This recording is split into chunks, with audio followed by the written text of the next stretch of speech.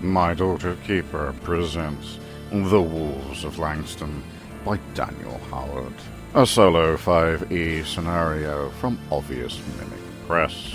Episode 6. Trouble Rises from the Grave.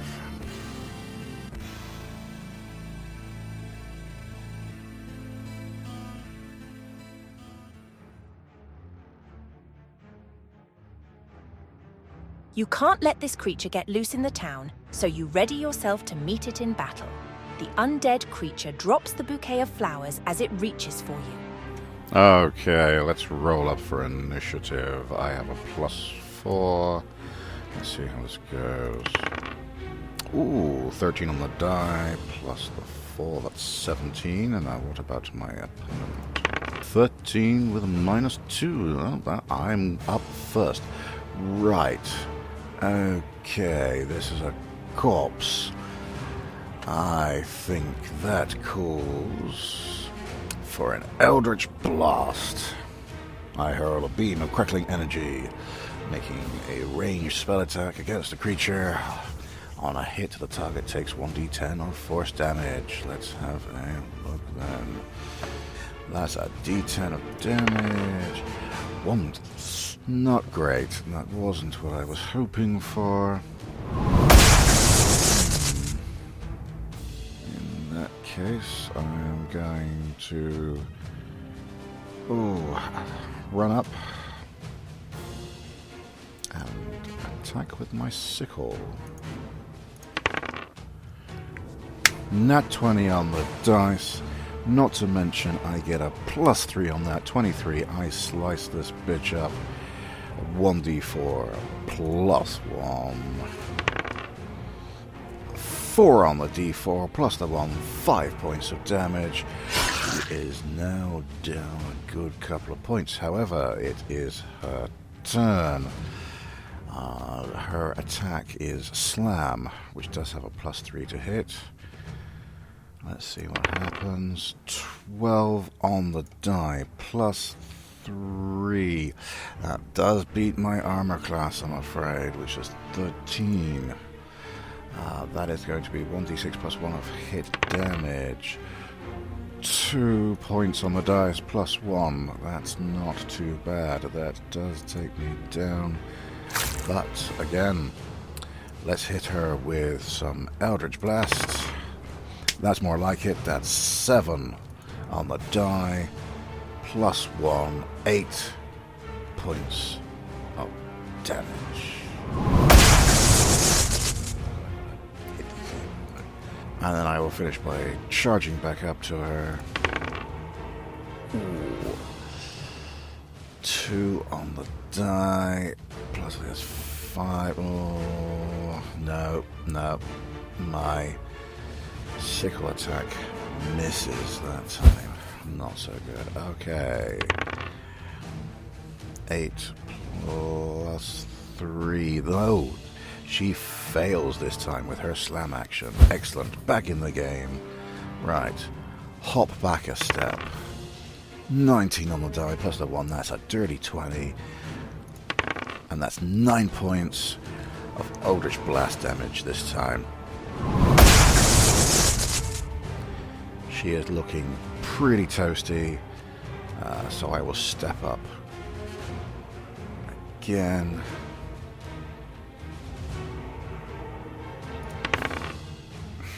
Seven plus 3. That just does it. It's only just over. 6 plus 4. 3 on the die. 1 extra to that. Slash this bitch up. She is looking seriously ragged at this point. Ooh. But even with her -2 initiative, that is still over my AC.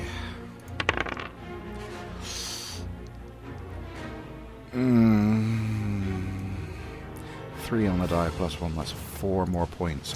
I am looking pretty sorry for myself at this point. Right. In that case, I am going to move back out of range. She doesn't move at any speed. 12 on the die, plus the 1 is fantastic. That's 13, well over her armor class of 8. Eldritch Blast to finish her. That'll do it. 6 on her dice, plus 1 is 7. That's more than her remaining hit points. She falls to the ground. She is done. Ah, that got a little too close for comfort. Maybelline's corpse rolls a Constitution saving throw against DC 5 plus the last damage you dealt. Nat 1, even with the plus 5, that's only 6. No, she is down. And she's going to stay there. Gain inspiration. You defeat the undead creature, and what remains of it falls to the ground lifeless once again. You can now examine the corpse for injuries you did not cause, or go back to the temple to let Solane know what you found. Let's take a look at this thing. That's what we came here to do. I didn't plan to slice her up, but there we go. Besides the wounds you've inflicted, the body seems to have been mauled by a wild animal. The claw marks are broad and deep, not what you'd expect from bony claws or even most beasts of the forest. There's a rage to the pattern of claw marks as well, with many crisscrossing and seemingly at random. There is also the bouquet of pink flowers with a tag that the creature discarded that you can examine, or you can go back to the temple to speak with Solane. Of course I'm going to take a look at the flowers. That might give me something. There's a lot going on here that we're not seeing. It's a bouquet of daisies accented with pretty pink flowers, but they're the only ones here in the mausoleum.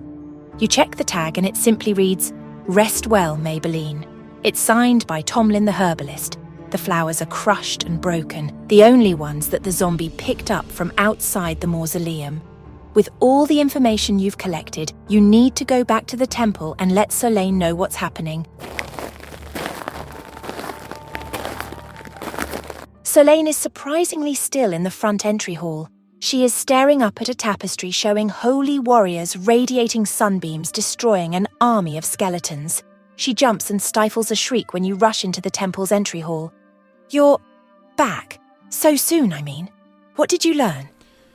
Well, I learned that the dead don't stay dead around here. I've just had to put poor Maybelline down for a second time.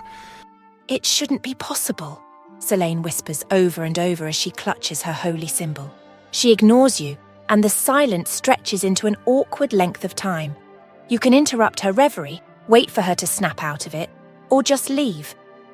I'm going to wait for her to snap out of it. Solane stands in relative silence for a moment before looking up at you, seemingly startled that you're still there. "You should speak to the mayor," she says, "and I must return to my studies. Yes, the answer should be in there. It must be in there." She rushes into the library down the northern passage, and the door bangs shut behind her. With nothing else happening here at the temple, you shrug and make your way to Town Hall to speak to the mayor. You leave Solane anxiously talking to herself at the temple and hurry back to Town Hall. The mayor's aide greets you at the door and escorts you to her office. "Did you learn anything new?" she says instead of a greeting as she is writing in some document with a wooden ink pen. Mayor Nathram, Maybelline's corpse rose from the dead and attacked me. The mayor sets down her pen and gives you her whole attention. It seems that the cemetery is full of corpses that are returning from the dead. "That shouldn't be possible," blurts the aide in the first real emotion you've seen him express. "The temple and its cleric are meant to protect the town. Is the magic fading? What of Solane? What is she doing about it?" I left Solane in the temple. What more can I say? "Compose yourself," the mayor says to her aide before addressing you. "With this new threat, we must complete the murder investigation." The mayor orders the aide to call up the militia to patrol the graveyard, especially at night, and draw up a proclamation announcing the accusation of Maybelline's murderer. "First Maybelline and now this," the aide mumbles as he leaves the office. "Maybe it's time to go to school in the city like Mother wants." "We could use your help patrolling the streets tonight," the mayor says, "if you can manage after your ordeal today." I am injured, but I can solve that problem with a quick stop off at a general store for a potion. I am somewhat injured, but that's nothing that a quick stop at the general store won't cure. I will, of course, join the militia and patrol this evening. Fortunately for you and your group of club and pitchfork-wielding companions, you find no more zombies or skeletons. However, you do find the remains of 2 bodies seemingly torn apart. The wounds are identical to those that killed Maybelline. Your party returns sometime in the deepest darkness of the wee hours when the waning moon has set, and the only light outside of town are the stars shining through the patch clouds. You stumble exhausted to your room and flop into your bed without undressing, barely enough energy to let your gear clatter to the floor as your tiredness overwhelms you. It feels like you blink and the sun is streaming through the window and it's time to haul yourself out of bed, gain the benefits of a short rest. Checking outside your door, there is no breakfast this morning, so you gather your things to search for some food.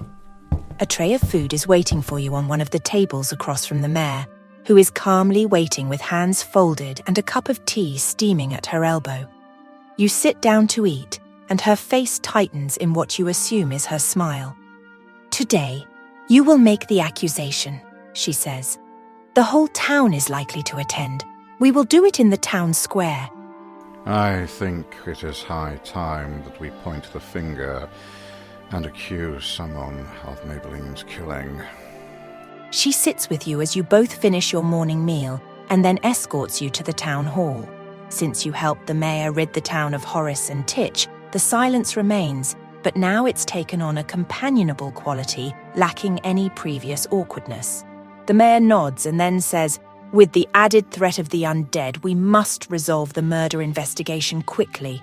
My aide will make himself available to you, or if you need to visit the general store, this will be your last chance before the town gathers.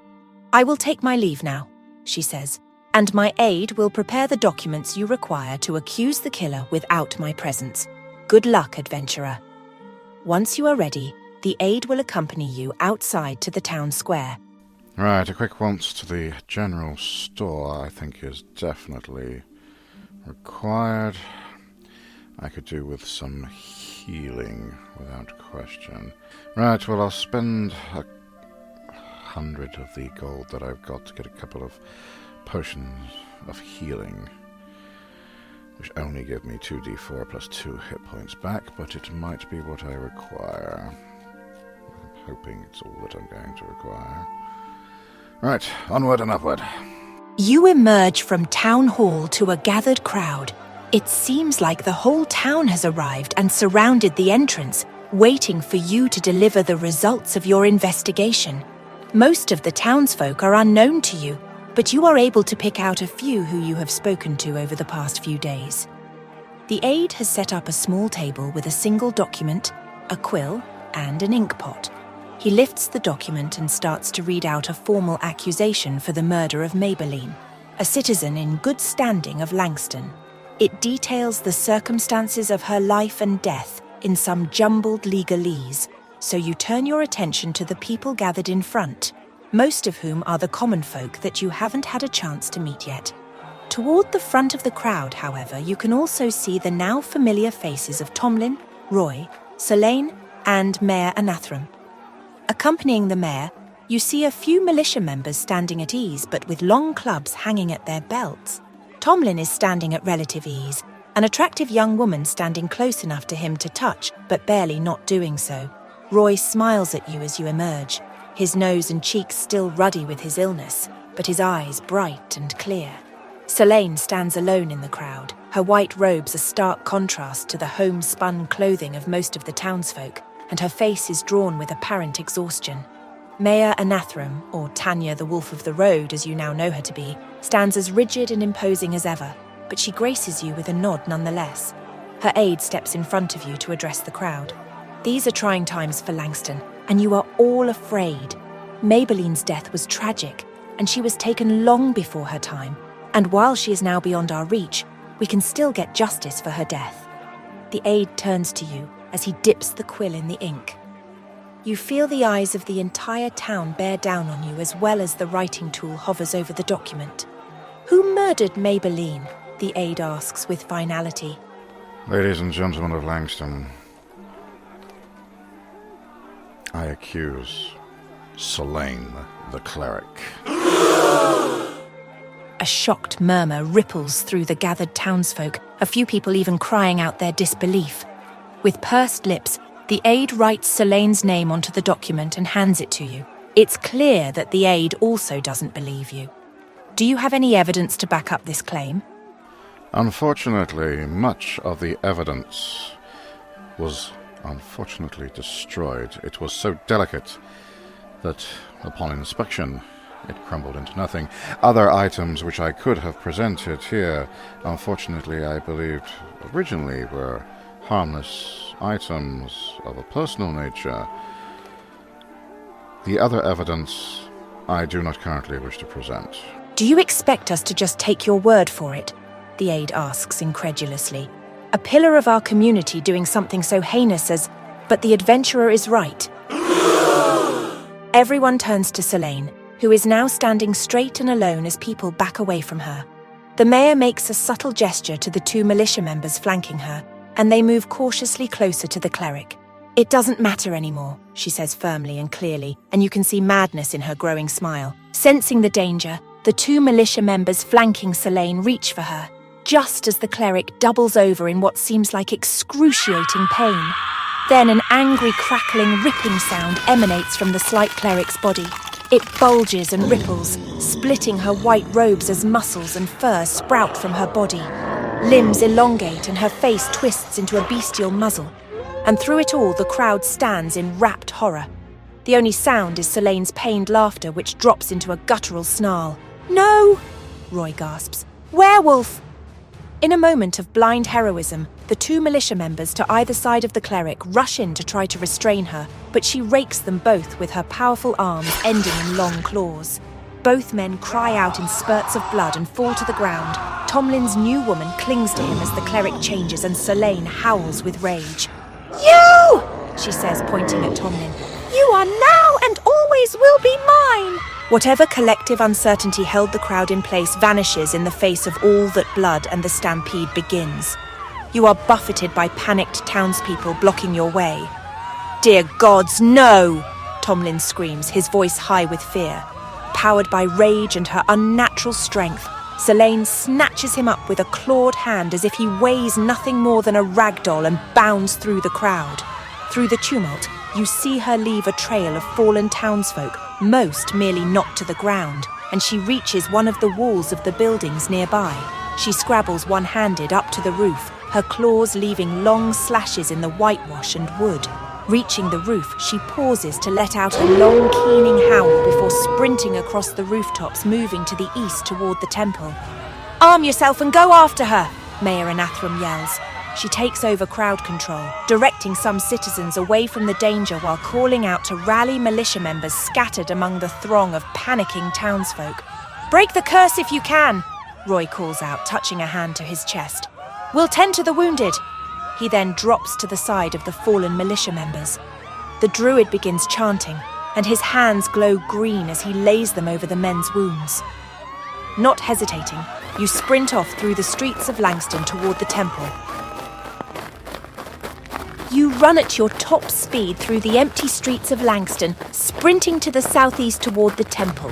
Your blood is rushing in your ears and your lungs are burning as you hope that you are going in the right direction.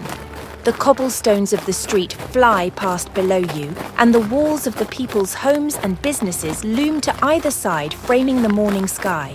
As you run, however, the sky's blue darkens to the red of an approaching sunset. After making a couple of turns almost by instinct, you come to the four-way intersection in front of the mayor's home. You stop to get your bearings and catch your breath.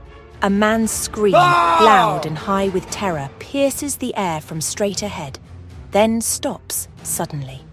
You renew your pursuit, dashing again toward the southeast. You pass through the cemetery on your way to the temple, and everything there is still and quiet. The only movement you can see is a gathering flock of crows or ravens around the courtyard. You're sure you're too late, but you redouble your speed regardless. but your hopes are dashed as soon as you enter the temple courtyard. Tomlin lies dead in a spreading pool of his own blood, dark birds already preparing to scavenge from the corpse.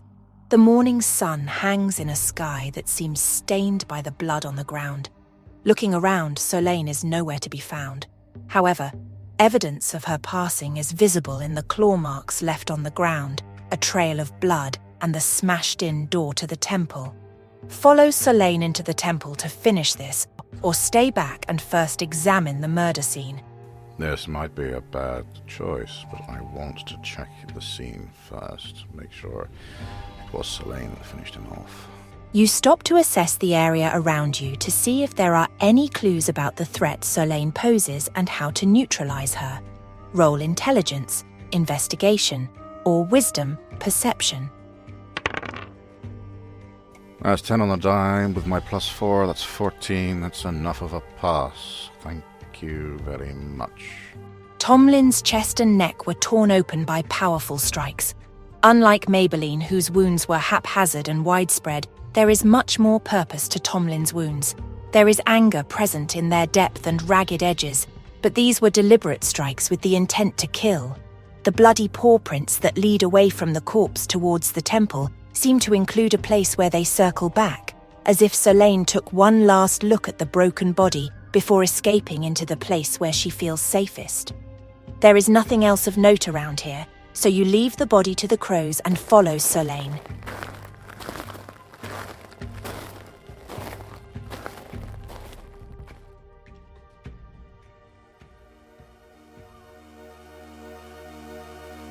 Thank you for listening. If you survive this episode and find yourself craving more dice-fueled misery, remember that My Daughter's Keeper now releases twice a week. Your regular Descent into Madness every Sunday, with these special episodes on Wednesdays. If that still isn't enough, our Patreon is waiting in the shadows. Membership unlocks a growing catalogue of special scenarios, access to our Discord community of like-minded troublemakers, and even the chance to join us for backer-only games, where your poor life choices can become canon. Until next time, keep your lanterns lit, your dice honest, and your escape plan ready, because things are only going to get worse.